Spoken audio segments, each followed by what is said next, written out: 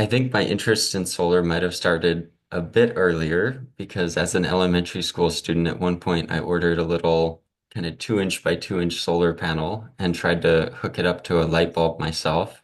I can't remember if it ever worked, but just the idea of having energy with the only fuel source being the sun and not having to put anything else into it seemed like magic, and I wanted to see how it works.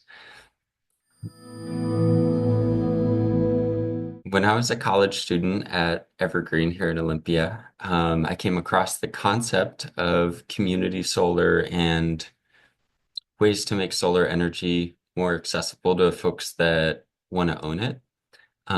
Before that, I had only thought of solar as something, a homeowner with a really nice roof could own. And when I discovered the concept of community solar, kind of like a community garden, it made me think that, oh, this is maybe something I could do. And it started us down a pathway of trying to build one ourselves. Um, and after a year or two of trying to do that, we formed a nonprofit. When I was at Evergreen, I took a year-long course in farming. And you might be like, Mason, how is farming and the energy sector related at all? But it's very related. We have the same input, but different products. In farming, we'll harvest vegetables and fruits and berries, whereas in solar, we'll harvest electrons. Um, so in the farming program, we learned how a lot of small farms subsist on what's called a community supported agriculture model of having their community come together to invest in the farmer at the beginning of the season, and then the farmer pays them back with produce as the harvest comes around. So it's usually an annual cycle of buying a CSA and then getting the benefits. And looking at that and looking at it on paper of the business model of doing it, it made a whole lot of sense to me that a big upfront investment and then a product that produces value over time is the exact same as solar. And so I used our farm business template as the first template for the solar project we started developing.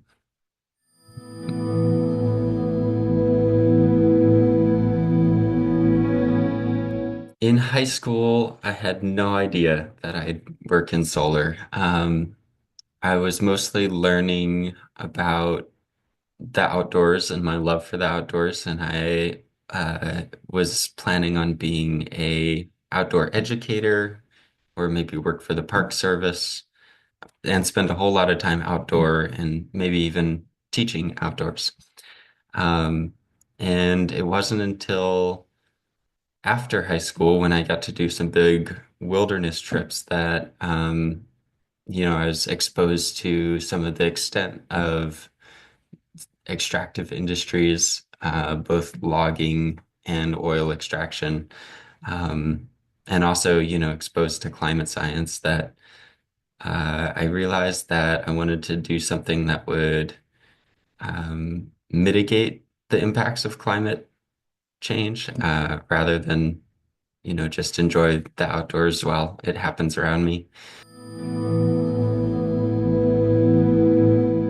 Find a niche because they're everywhere, even if they might not exist yet. Find a niche that you want to work on and that is fun to work on for you and brings you happiness. Um, and yeah, I think that's the biggest piece. And it's okay not to know what that might be for you and like what might make you happy. And just be willing to change if what you want changes over time. Because for me, coming out of high school, I thought I wanted one thing.